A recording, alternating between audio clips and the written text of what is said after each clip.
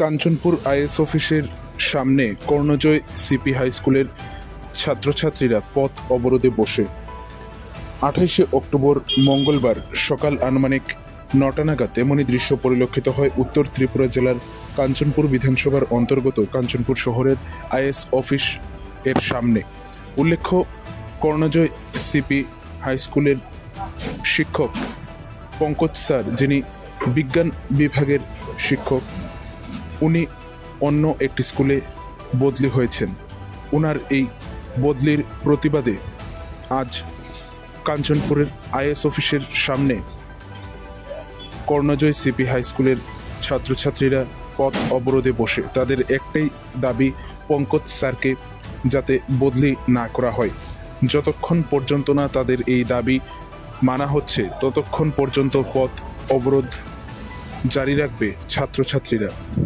যদিও এখন পর্যন্ত দপ্তরের পক্ষ থেকে কেউ আসেনি, এই পথ অবরোধের ফলে রাস্তার দুপাশে যানজটের সৃষ্টি হয়।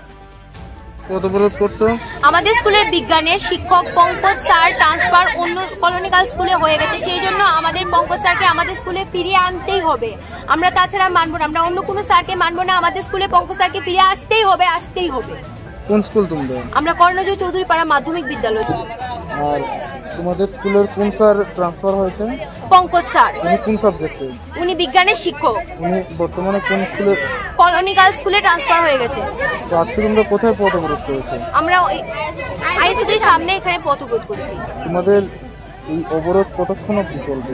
আমাদের যতক্ষণ পর্যন্ত আমাদের দাবি মানা হবে না, আমরা ততক্ষণ পর্যন্ত এই দাবি চলতেই থাকবে।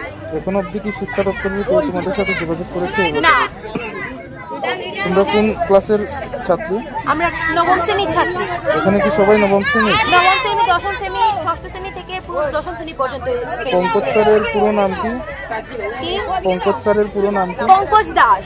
উনি কোন সাবজেক্টের টিচার? বিজ্ঞানের শিক্ষক।